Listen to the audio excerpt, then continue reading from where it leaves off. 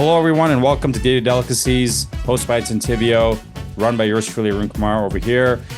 We have a very, very cool show today. Someone that I've had the pleasure of working with for many years.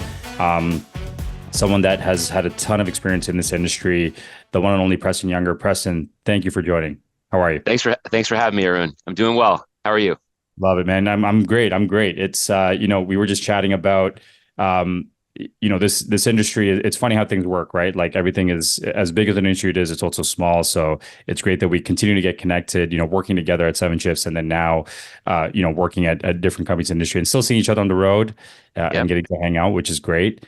So before we really kick off, just give the folks listening, tell them a little about yourself. Yeah, I'll try to keep this brief and hopefully interesting. And again, thanks for having me on. And it's been great to work with you back at Seven Shifts. And then obviously, like, we can still get to stay close and work in a different capacity. And obviously be able to be a guest on your podcast, which I listen to as well and love it. So my background is, as you know, but for the listeners, 20 plus years, largely in venture-backed tech companies. Started very early on in my career, working for Apple and Yahoo and IAC. So IAC, parent company to CitySearch, Evite, Match.com, Ticketmaster, a bunch of the early .com kind of pioneers. I actually was at IAC, and I got recruited by a little startup out of the Bay Area that was trying to become like the new version of CitySearch and the new version of Yellow Pages back in 2008. That ended up becoming Yelp. Obviously, we all know what Yelp is and has become, but at the time it was not well known. And so I feel very fortunate. At that point was a little bit of a turning point in my career. I was able to join Yelp as a startup and make a pretty big impact. Was there for about 8 years, and obviously have a lot of great stories to be able to tell within that 8 years. I earned my MBA during that time because for a while I thought about going back and getting my MBA. I didn't need to. I was able to earn that by all the hats that I wore during my time at Yelp and helping bring Yelp to the masses and help move Yelp from SMB to mid-market to enterprise and beyond. And then, I've been fortunate to be able to obviously work closely with you at Seven Shifts. I co-founded a consulting company as well that still operates. I'm still, actively involved in, called Mile Square Labs. Helps with kind of go-to-market, helping early stage companies. A lot of those are hospitality, restaurant tech companies. Build, scale their teams, get ready for a next fundraising event, and hopefully help with my involvement be a little bit better than they were yesterday. So that's led me to be able to work with a number of different really great founders and companies. And that's ultimately how I got connected in with Jordan and Seven Shifts and got, decided to go full time there. My latest endeavor, actually, which again, through my consulting firm, was able to get plugged into is Nift. And we can get into a little bit more about what that is. But I've been fortunate to be able to help on the go-to-market, sales, revenue, partnerships side of things across a variety of different companies. And be able to work with great people like yourself, Arun. Like we work together at Seven Shifts. That's been the biggest, most exciting part of all that I do, is like helping build great companies that actually solve a real problem, and then working alongside really great people. Those are kind of my like two table stakes. I've been fortunate to be able to make my table stakes throughout my career, kind of as I kind of went through my earned MBA at Yelp and beyond. Yeah. No, I love it. I mean, I've always admired kind of the path that you've had, and working with you has been great. And, it's funny because I as well did my MBA, but I feel like working at a startup every week is like a crash course MBA, right? You get everything thrown at you, and which is great, which is, I think, if I look back on, a lot of people say, hey, would you ever do an MBA? And I said, listen, for me, it was super helpful because I think it just prepared me for the chaos of what startups is, right? It's every single day, there's something getting thrown at you, but you're kind of prepared as long as you have a good process, which I think the MBA helped me with, and how to structure that. You can kind of go after anything.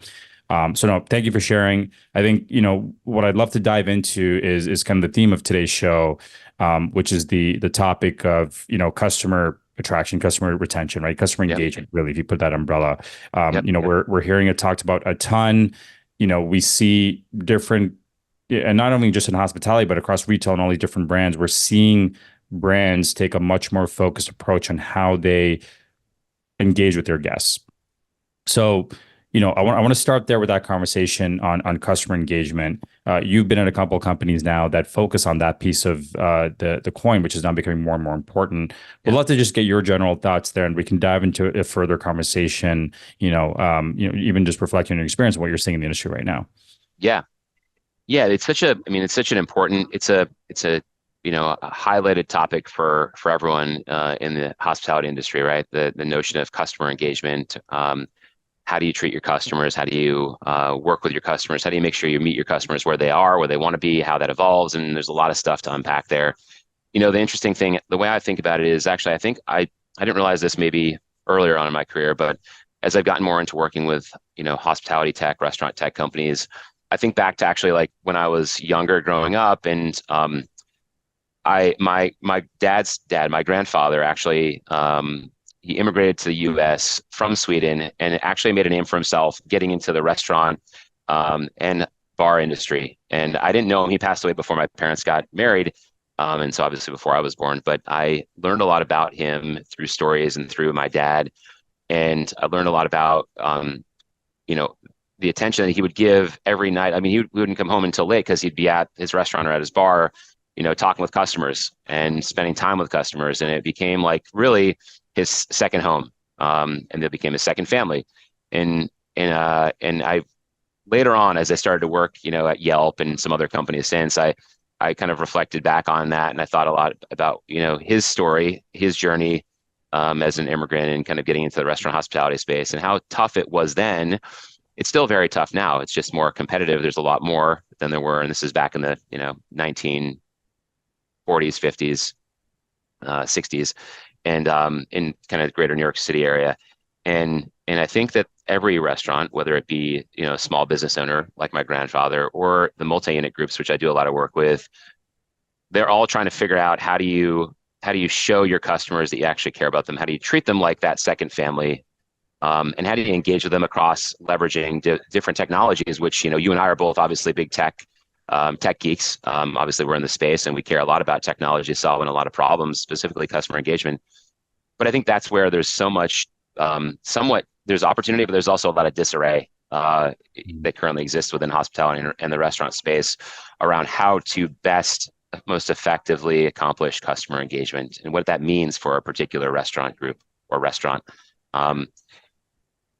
What I think about, specifically is there's, with Nift. So, Nift is a two-sided marketplace that really basically helps, businesses, restaurants acquire new customers. And on the flip side, we have activation partners like TripAdvisor, Park Mobile, Tinder, Planet Fitness, and a bunch of others that basically are looking to surprise and delight their customers. Right. So they're looking to thank their customers so that they keep using TripAdvisor, they keep using Tinder, they keep using Planet Fitness. And then on the flip side, those thank yous end up becoming Nift gifts. And what that means is we power the gifting experience that those folks are looking to use to thank their existing customers so that they can have that customer engagement with their subscribers or their members. And then on the flip side, we're allowing a restaurant group, let's say like a Double Dave's Pizza or, Daddy's Chicken, to be able to use that gifting moment to offer a significant voucher or a gift to be able to thank and acquire new customers. So they're trying to use that as a way to get new customers in the door of their restaurant. On the flip side, those activation partners are looking at it as a way to thank those customers for being customers so they can keep those customers. And so even that in my own kind of bringing it close to home, that example shows that there's, a couple different ways in which different types of businesses, right? You think of like everyday use platforms that we all rely on in terms of services, memberships, et cetera. And I listed some of them that we partner with, but we partner with dozens of those types of companies. They're all looking for ways to engage with their customer, keep their customer happy, keep their customer with them, keep them away from the competitors. And then we know this as well on the restaurant side. It's not only about keeping your existing customers, which is important, but it's also about how do you bring in a new customer? How do you give them the best foot forward? How do you give them a great experience? And how do you keep them coming back? So there's a lot there, but I'll pause and that's there's a lot of great stuff there, Press. I think the one thing I first want to start with is you mentioned this whole topic, the general topic of customer engagement. You said there's a lot of opportunity, but a lot of disarray. I'd love for you to speak to what do you see as the disarray piece? Like, is it just too noisy? Is there just a lack of the right tech out there? We'll have to get your thoughts on that disarray piece. Yeah. What I mean by disarray is if you think of like there's two ends of the spectrum of let's call it's customer engagement, right? And how you can sort of treat your customers, how you can attract new customers, how you can, get your customers to come back and become repeat become loyal customers. And literally, if you think about just the hospitality restaurant space, there's every restaurant group or every business is at some point within that spectrum of how they're, again, there's a benchmark, I think, across the industry of all the things that they could be doing or using to leverage and put their best foot forward. That doesn't mean they have to. That doesn't mean they're all doing an A, let's Right. say, A plus work there.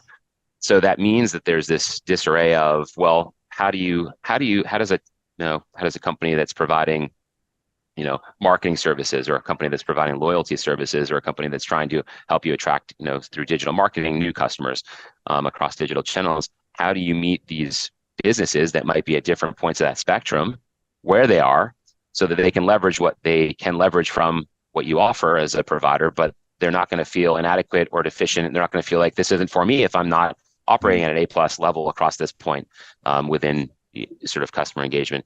And so I think that means the disarray is that technology providers or service providers that are helping with this, customer acquisition, customer engagement, really need to have this sort of laddered approach, this sort of level approach of level 1, level 2, level 3. Mm. And we can work with you if you're at this point of the spectrum of, kind of the least involved to most involved.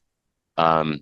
And that means, like, from how you handle, do you have a CRM? Are you leveraging CRM? Are you doing marketing and remarketing actively? Are you creating different buckets or segments of how you're reaching folks that are new customers versus repeat customers?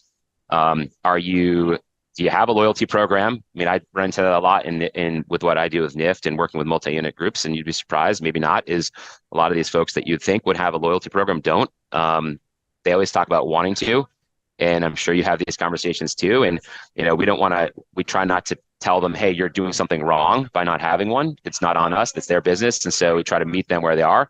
But that's kind of what I mean around, and that's where the disarray is, because I think every service provider, every technology company is trying to push their thing, and sometimes that thing is like the gold standard of how you should be using the thing, Right. Right. and that's not met by a group or restaurant group that may be able to leverage all of what that thing does at that point in time. So how do you grow with them? How do you sort of allow for that level up I mentioned? Is really important. And that's kind of what I mean by the disarray. But that also spells opportunity, right? So if leveraged the right way by the right provider, service, sort of the services, you can really grow with, you can gain the trust. The trust is vital, as in any, in the service industry, is like, you get the trust, you provide a product or service that does what you say it can, and you can grow with, let's say, 50, 100, 200 plus, location group. They're going to be with you for a very long time.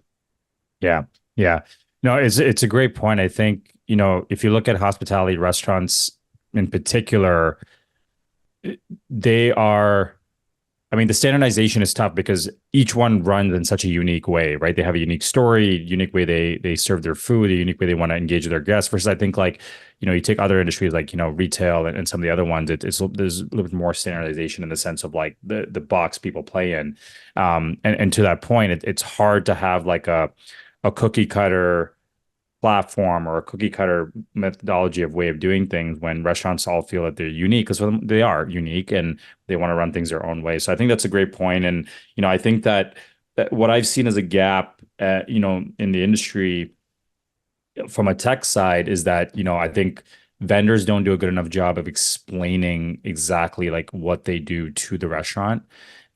They understand it themselves because they live and breathe the technology because they're at the company. But sometimes, a restaurant, to your point, they could be at a completely different stage of where they're at, right? They could already have a gold standard loyalty program they want to take to the next level.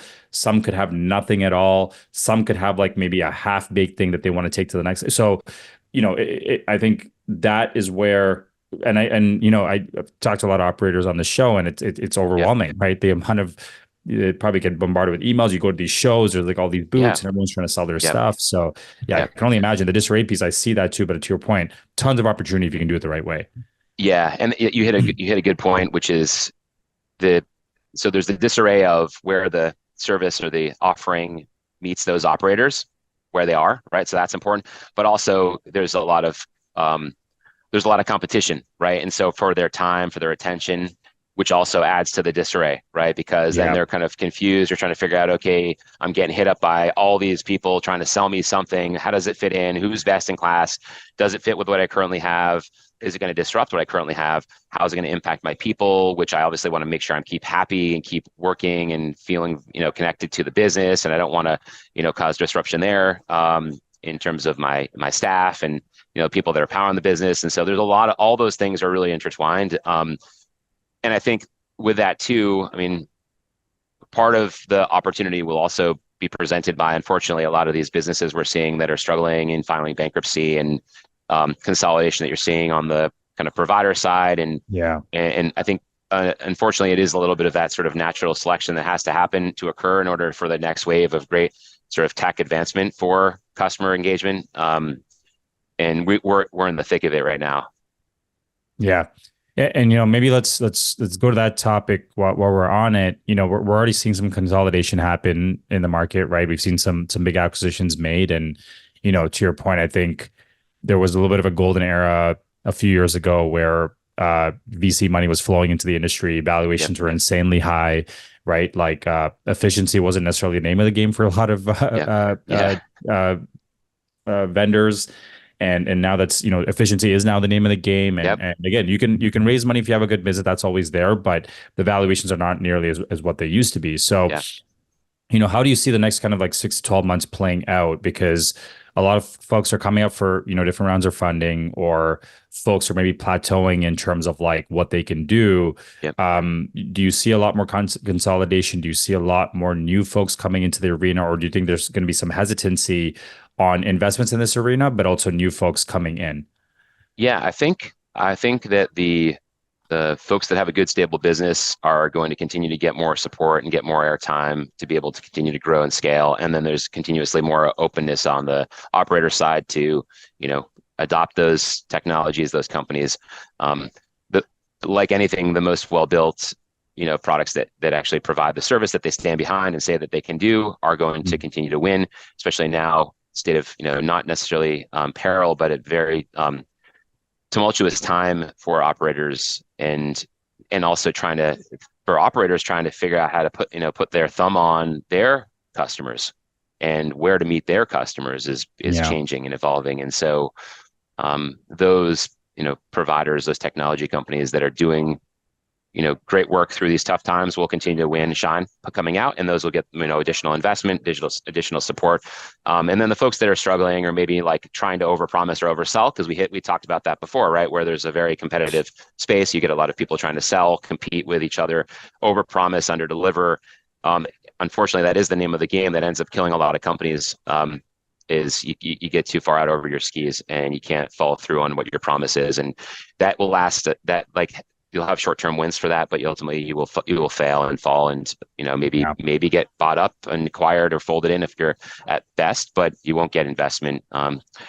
VCs in the hospitality and technology space have gotten much more savvy in terms of looking at some of those folks where they want to invest money. And yeah, I think like you mentioned, the 2021 kind of the kind of past couple of years where there was like somewhat funny money being thrown into places at ridiculous valuations. Yeah, we're not in that now. It's really about like well-built companies that provide clear pathways for steady growth within the segment that they're in, within the opportunity they present. And then on the flip side, I mean, operators don't have time for BS, right? I mean, Yeah. there's like less and less time for that.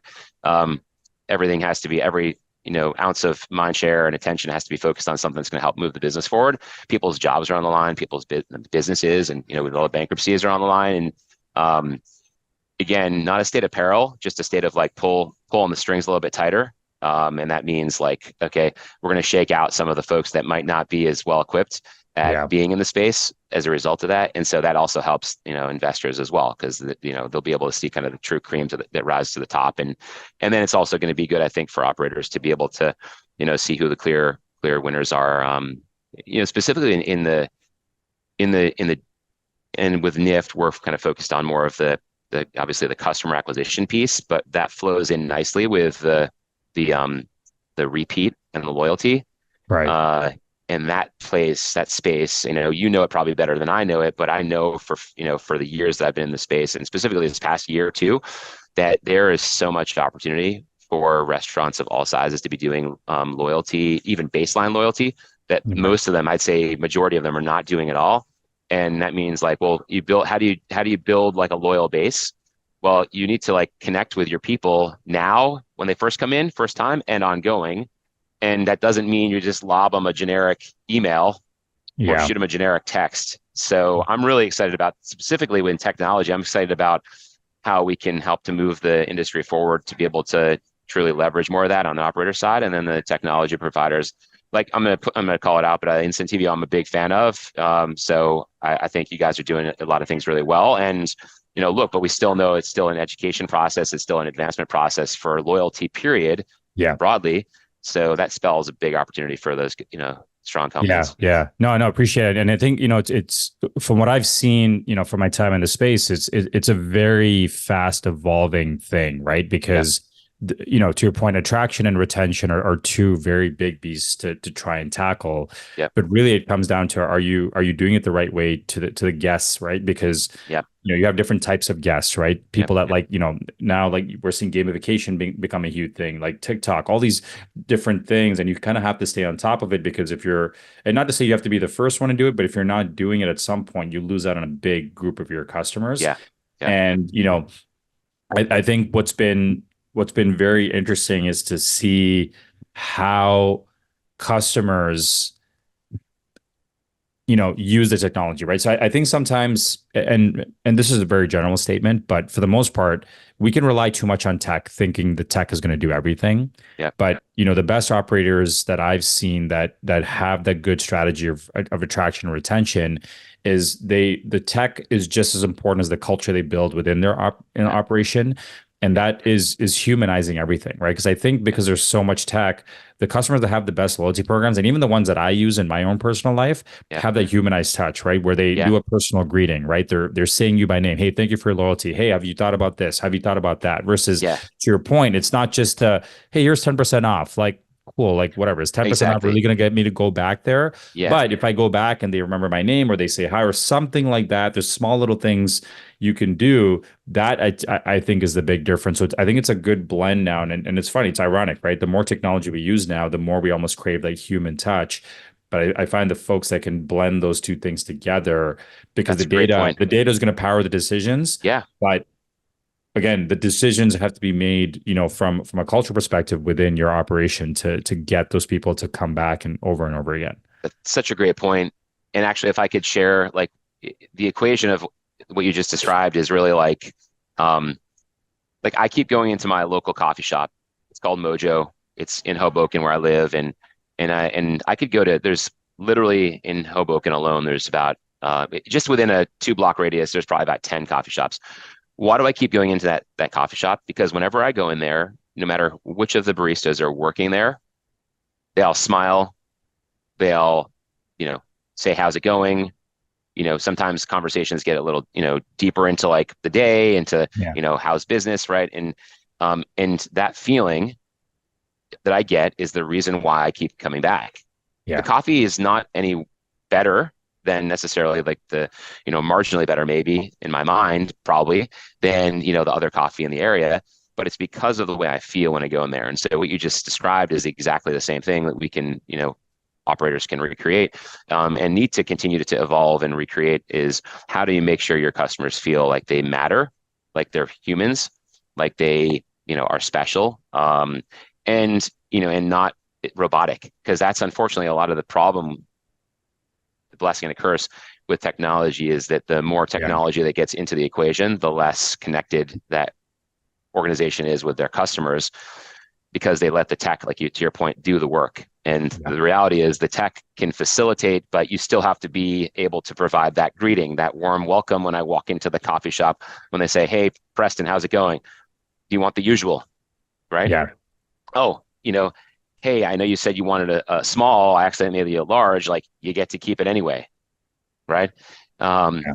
Yeah. and those are things that, like, those are a little more like sort of organic in the moment, but I think there's opportunity to create things like that. And I mean, obviously there's a lot of folks that do it really well, but I'll say one that does it really well is actually Panera as a Mm. consumer, right? And I go to Panera a lot because I, shuttle the kids around everywhere. And, I'm in Panera's, loyalty program, and I log into the kiosk every time I come in. And I've gotten to the point where I don't even go into and talk to the people at the counter.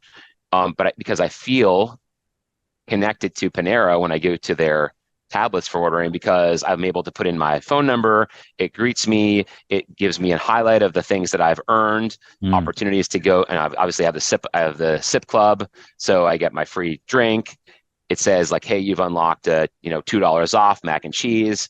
Right. And I feel like there's something unique to me. Now, you and I, obviously, as business leaders, we know that it's all formulaic. It's all part of the system. The technology is all powering that. yeah. And it's not intended to make me, Preston Junger, feel special by myself. It's intended to make every one of their members feel, special, all in that same way. And so I think that's a really good example of doing it right, Yeah. in terms. And that's why, I keep coming back, and I keep coming back, not only coming back to Panera, but I'm coming back to the tablet.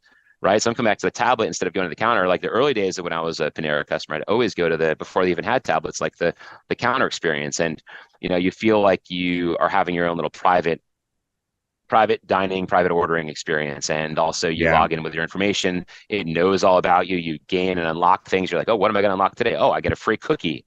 Right. Yeah. Yeah. No, I think that example right there exemplifies so much of what we're seeing in the industry, right? That sense of making you feel unique, that sense of Yep. personalization to what you like, that sense of gamification, that sense of community, right? I'm part of this Yep. elite crew that gets, I'm the only one that get this cool stuff. And I think Yeah. the other piece too is convenience, right? Yep. They know exactly what you like, the consistency of what you're going to get, and you can repeat the same thing over and over No again. lines ever, because the tablets work really well. They've got about 5 of them, and there's never a line. Yeah. Yeah. Yeah. So yeah, I think you hit the nail right on the head in terms of, but again, it's challenging to get all those things working, right? For Yeah. each brand, it can be very, very different. Yeah. But to your point, are you attracting enough people in the first place to come back? And Yeah. I think really, what I've seen too is some of our awesome customers, what they have is they have a really good story behind their brand. So Yeah. I think that's the really good attraction piece, right? Is Yeah. like, what is the thing that's going to make people come there, whether it's a family story, whether it's a cuisine or a cultural story, Yeah. whatever that is. And again, I think some people overthink it. It could be the simplest story, but someone out there will relate and they will be Yeah. part of it. And then word of mouth will spread, and then you can start to grow things out. Because, I think I look at, halal guys, right? I think halal guys started as a food cart in New Yep. York City, and now Yep. you see them everywhere, right? And Yeah. it was I remember I got it years ago when they were still there. I remember lining around the block to get one again because I just heard people, hey, this is great, Yeah. and that kind of shawarma type stuff, like the shawarma type of meals weren't as popular at the time. Like you couldn't get it Yeah. everywhere. You could in the Yeah. hole in the wall places, Yeah. but now you see how many of those type of brands are out there. But again, very simple story, and I think even in the hall, guys, if you go in, they have those pictures on the wall of the original card and the Yeah. whole The story. origin. Yeah. Yeah, which the origin stories is something that gets a lot of people locked in.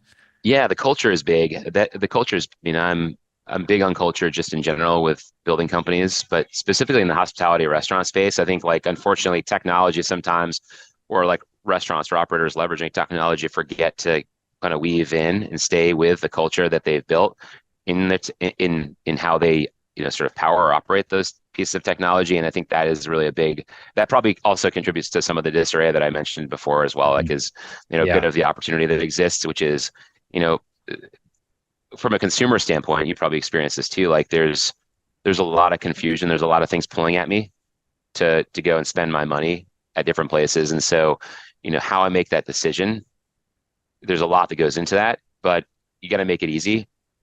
You got to make it yeah, easy for me to make that decision.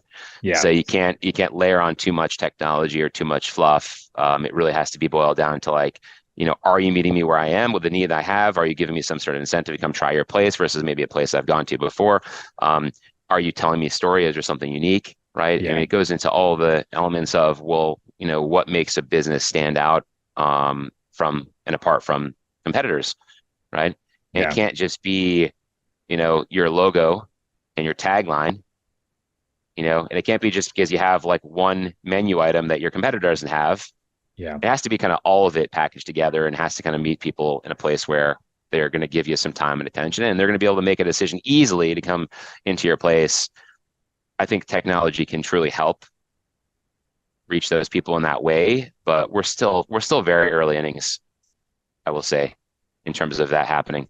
Yeah, so I'm glad you brought that up because I think the next piece I wanted to go to here is, if we take a step back and there's obviously, I think the barriers of entry into tech now have dropped big time, right? Yeah, I'm not gonna say it's fairly easy, but it's much easier than it used to be to now come up with your own app or come up with a yeah, proof of concept. And I mean, you can go on a website, find people offshore to build an MVP, all that stuff is yeah, there. yeah. So, if we look at the hospitality industry as a whole, I'll start with this first question. What are some of the tech that you're seeing, just starting up now that really excites you that can really take shape in the next, 6, 12, 18 months? Yeah, I mean, we all know and are paying attention to AI. Um, I believe there will be some really like smart, sort of ever-present elements of AI that can be woven into the hospitality space really well, and also kind of tie in with what we just talked about, which is the origin story, the culture, the value, the how do you stand out, how do you reach people, and doing that in a way where it feels very much personalized for me, right? I think that Yeah. there's an opportunity that's presented there. Again, that's going to take some time to figure out, but there's a lot of companies that are popping up there. Again, low barrier to entry, easy access to be able to leverage AI or tout AI. Everybody's touting and talking about AI and AI this, AI that. So we will have to wait for the dust to settle on that. But I do believe that that will be a big factor within the hospitality space for sure. So that's one big one. Um, I think that, obviously you and I are, know this from our time at Seven Shifts, but I've, invested a lot of time in this space as it pertains to like, your team management, staffing, payroll, employee engagement. There's still a lot of upside there, a lot of work to be done Yeah. there. And also I think it's very competitive space too, in terms of like, there is no real clear leader, especially if you're talking about restaurant or hospitality, it might be, one, but if you broaden out into retail and others, there's a lot of folks trying to, grab onto their share of providing sort of the HR, kind of team management, scheduling, payroll, Yeah. tip pooling, real-time pay. I'm really bullish on the fact that we're going to see a lot more continuous advancement there. Um, so that, and there's a mix too, right? Of like smaller, scrappier players that are, biting off and taking on, some big opportunities, big companies. And then there's like big, well-funded companies that are also, trying to, maintain their growth rates. Mhm. So that's an exciting space, specific to restaurant, hospitality. I think there's a big opportunity there. And then, like obviously you have like companies like Toast that are doing a lot of really great things across a lot of different places that I think are also inspiring a lot of companies to start up and try to do some of the things that they do. Yeah. Which again is another sign of like, okay, it's good, healthy marketplace, and also like low barrier to entry, which means you inspire new and innovators and entrepreneurs to come in and try to do like, hey, there's like a Toast does like a million things. Well, like this, company starts up and does like one thing, and they do that one thing really well. And I think that's, for me personally, I love that because in entrepreneurial spirit of innovation and advancement, because it also helps like from the bottom up, kind of push on the bigger companies to start to continue to evolve and innovate. And yeah, I guess like I think those would be the areas. I think also, I mean, obviously like, focused on the Nift space, which is why I'm so bullish on Nift and why I decided to join Nift full time, is how you reach people, like marketing efforts Yeah. for restaurant customers. Obviously, we have the big players. We've got Meta, Google, Yelp, but there's so many other opportunities and companies I think that are presenting interesting ways to reach customers in new ways and, outside of traditional advertising. So I think that's another place where we're going to continue to see some more innovation. We have to, because, while all those, companies I just mentioned might have all the eyeballs, they're also steering people in the ways in which they want them to, which is by virtue of, a highly competitive bidded landscape, Mhm. very cluttered space, very cluttered ad space, that I think consumers are also getting a little bit like disillusioned and disinterested in, quite frankly, the having to be forced to like click on sponsored ads. And so I think there's real presentation of an opportunity to disrupt that. Um, get away from this traditional sponsored ads and digital ads that everyone's. I mean, there's billions of being poured in there by the hospitality space alone. Um, Nift presents, I think, a wave of a new way to connect with folks. And like I said, kind of a two-sided marketplace. I think connecting with net new customers, building that brand, connecting with new customers in a closed ecosystem instead of this sort of public search engine, and in places where folks are like less expecting it too. Right. Sort of that surprise and delight moment.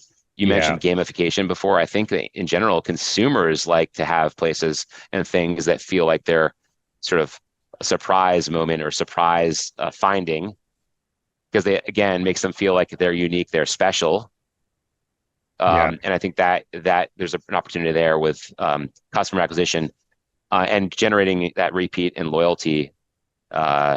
So yeah, I know I mentioned a lot there, but I'm excited about. I mean, that's why I spend a lot of time in the hospitality restaurant space, and I can't shake it, can't get away from it, because there has been and there always will be. I can tell you back in 2008 when I joined Yelp, the exciting thing was that restaurants were still advertising on radio, newspaper, and we were Mhm. educating them on our phone calls. Literally, we're educating them on, well, how about we take some of your radio or your newspaper advertising budget and we put it towards Yelp, and here's how Yelp works, and here's what you get, and here's how it's different. So that that was some time ago, but obviously that we've evolved a lot since then. So think about the next 5, 10 years, we're going to evolve so much more, and there's a lot of exciting stuff on the horizon, I think. Yeah, I mean, it's crazy to think back to how things have changed, right? Like the whole, you know, like Yelp is now like a household thing. Like you say Yelp, everyone knows what Yeah. Yelp is. Yeah. And the concept of like even promoting on radio or newspaper is like everyone nowadays everyone's like, why would you do that? Yeah. No, you shared a lot of cool stuff, and I was excited to ask you that question because I know you've done a lot of consulting and advising in the space and Yep. across different types of um companies, right? All from front of house, back of house, and you name it. So, Yep. you shared a lot of really cool stuff. I think it's exciting. I think, I look at hospitality, to your point, there's still so much opportunity because of how big of an industry it is, right? And you Yep. look at across the world, right? I mean, there's different, there's so much, and it's the one place where every single one of us engage with a restaurant, like a few times a week, if Yeah. not more. And so we can kind of see it on that side, like we're all consumers to it. So like being on the vendor side, it helps us also understand being in the shoes because we're in both shoes at the same time.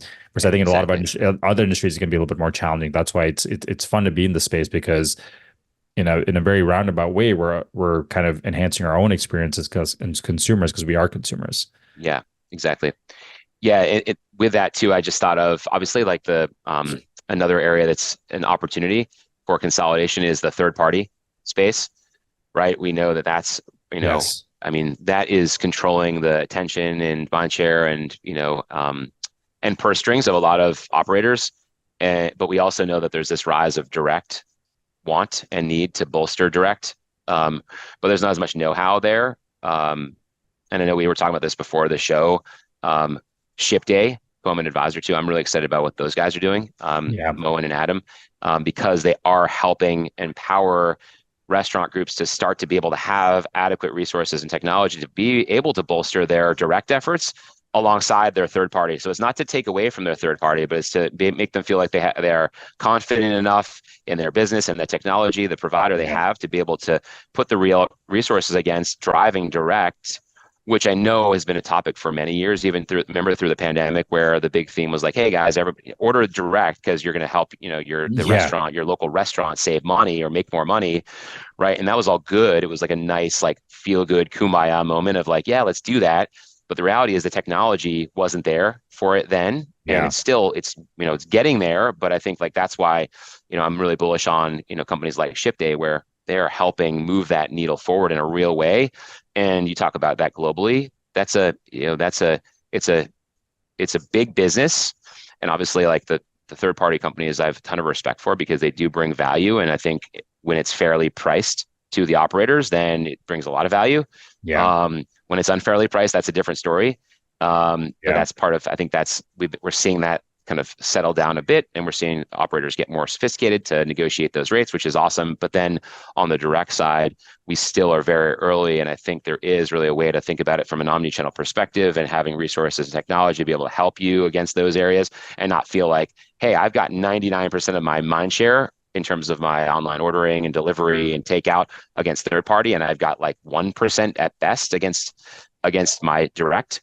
Yeah. Maybe there's a little bit like more of a getting that to a little more of a level space as it pertains to the omnichannel ways in which businesses are able to manage how they're getting out there, getting exposure, and driving business. So I'm excited about that. I almost forgot about that when you asked me about the Yeah, yeah. technology No, trends and and and stuff on and the big ship shout day. out to Ship Day, big partners of ours as well. And yeah, I love Yeah, what they're doing because I think, third party is awesome. I mean, it's helped a lot of restaurants open up who they can sell to and get yep, on different marketplaces, which has been yep, huge for them. yep, But I think, on the flip side, what I've seen as a challenge is that because that changing of hands of like, the restaurant then giving it to a third party to deliver, if something happens where the delivery comes in yeah, late or it's the last out of many and it comes in soggy. I mean, I've had this happen. yeah, Human error is always going to be part of it, right? Especially when maybe this runner is doing three different restaurants to three different yeah, places. And, because I understand the back ends of it, I say if something comes up messed up, missing an item, it is what it is. But if it comes in soggy or whatever, it's like, yeah. like, hey, I don't blame the restaurant. It's like, hey, it's on the third party. But a lot of folks, I know friends that don't understand how that back end works. So like, oh man, this Yeah, restaurant sucks. I'm never going back there. And I have to say, like, hey, listen, it's not the restaurant's fault, right? And that's the challenge because that could be a small it mom and is. pop restaurant. And you talk about customer, acquisition and retention. That's a customer Hmm. loss right there, For which is not sure. even really their fault, right? So I think that's Yeah, always the tough, that's a tough great part. point. Yeah, And and again, I go back to the pandemic. I think about it. Like, I mean, I remember I would drive. Also, gave me a reason to get out of the house, but I would do pickup and they would literally be like, "Hey, thank you for picking up. We're actually going to give you a discount because even with the discount, we're going to make more than what we did if you went yeah, third party." yeah, And it yeah, was yeah, great to do that, right? Because I was like, man, I didn't, and that was the time where you don't realize, right? You just see the fees and you're like, oh, whatever, I'll pay yeah, it. But then you don't yeah, realize how much some of these operators lose out on by going down this path. But it's also their only path to like market out. yeah. And that's a great point too, around that first party data versus the third party having the control over that Yeah. customer interaction, that customer engagement. Um, that first party data is so important. I think that's where, again, that spectrum I talked about, where the restaurant operator is in terms of, well, how much first party data, how much are you prioritizing first party data? Do you have a CRM? Are you actively managing how you Yeah. engage with your customers? That also ties in, with all the channels, right? So, whether they come into your store, how are you engaging with them there when they're online digitally, when they're ordering third party versus first party? How are you managing all that? And how are you communicating with your customers? Having that control over that first party data and actually doing something with it is vital. So I think Yeah. that's a big opportunity there. Yeah. Yeah, data is a great equalizer, right? I mean, that's Yeah, why the big companies, the Starbucks and all the McDonald's of the world, the reason they're able to do what they do is because they have a ton of data. I mean, they also have a yep, ton of people and resources behind it. But yep, if other companies had the data and knew what, that's where companies like us come into play, where we want to level the playing field and give them yeah, that data. There's a lot of cool stuff they can do. But to your yeah, point, it's not just the tech; it's how do you humanize it and then exactly, action it to give people that feeling. So, uh, absolutely. Preston, you shared a lot of cool stuff. I mean, we've had tons of great conversation. I know we will, but we could probably go on a couple more hours here and chat. But we do have to wrap up the show. But before we do, I just want to do a quick lightning round. So typically, lightning round is where I just ask you a few kind of rapid fire questions. First thing that Yep, comes to mind. We put all our guests through this. So we'll start off. You ready? What is yep. your current favorite cocktail of choice? I think I already know this answer, but I want you to hear it. I'm gonna go with my tequila soda, There you go. But Casamigo I know soda. you have a Yeah, specific one though. Say the specific one because I know what it is. Casamigos. Yeah, the There you go. Casamigo soda. Yep, you Yeah, got it. love it. Love it. If you were to start a restaurant tomorrow, what would be the name and what would be the cuisine? I would say, well, so my latest one, for a long time, I wanted to open up a coffee shop or cafe, but I would say my Mm. latest one is actually, I'm really big on, I think there's a big opportunity um, for mocktail, type bar restaurant themed. I know there's a number out there, but I think there's a big opportunity. So, um, I guess I would call it like, P time, for P for Okay. Preston, There you go. and make it focused on like just adventurous mocktails and have some light fare. And maybe during the day, make it a coffee shop. Oh, cool. Yeah, so you get Yeah, the best of both worlds yeah, there. yeah, yeah, Love it. Love it. yeah, Um, what is oh, I had the question in mind. I'm gonna come back to this one.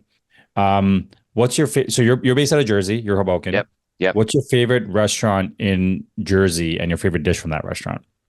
I would say it's a good question.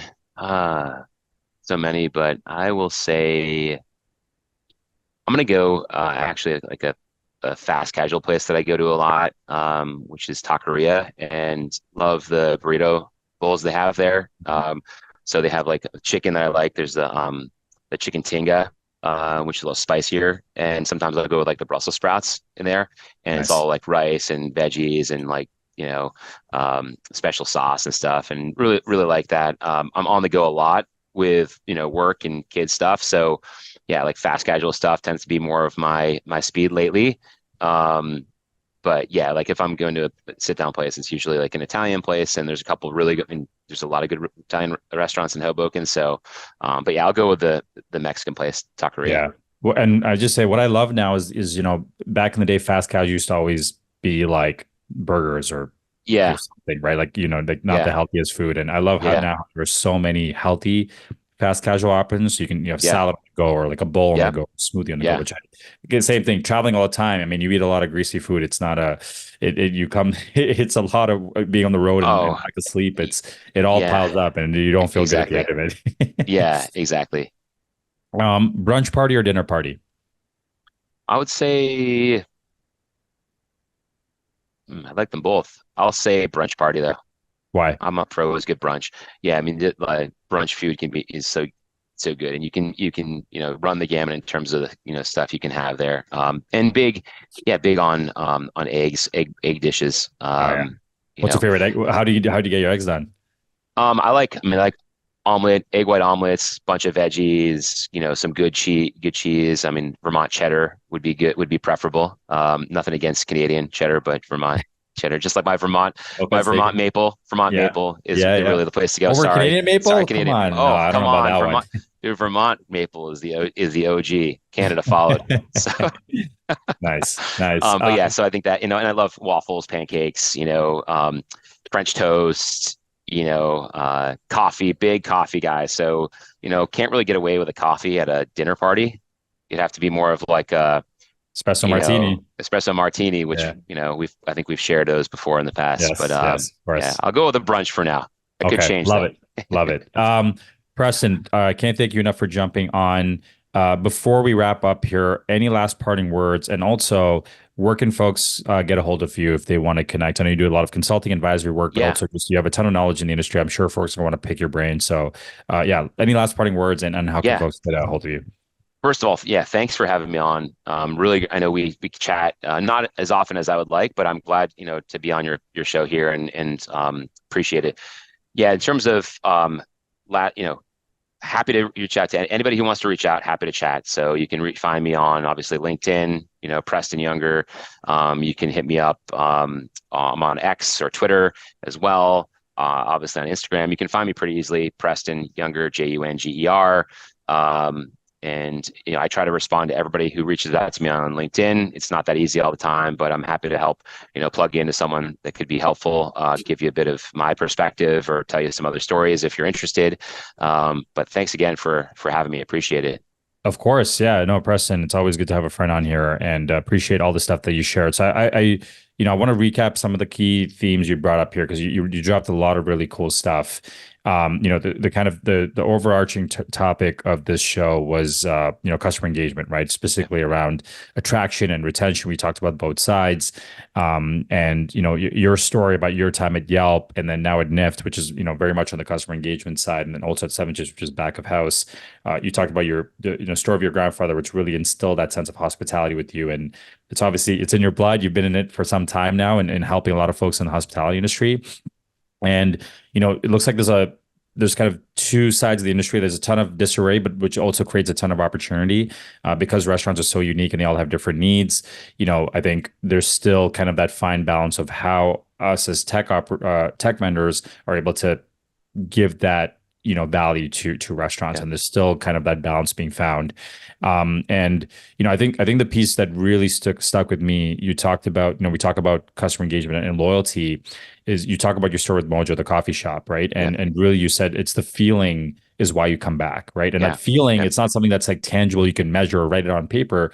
The feeling's what you have. And that Yeah. comes to a multitude of things they've done for you, which is remembering your order, saying hi to you, that personal touch, but they've probably been backed that up by data because they know, hey, Preston's coming in, here's what he likes. So I think that was a piece that really stuck. And I think that's something that, you know, is huge. And I think that is, as in hospitality, just even in people to people interactions, how do you make people Yeah. feel trumps anything else, right? It can trump, even if you don't have the best Absolutely. food, the feeling can trump that. So I Yeah. really like that piece Yeah. that you shared there.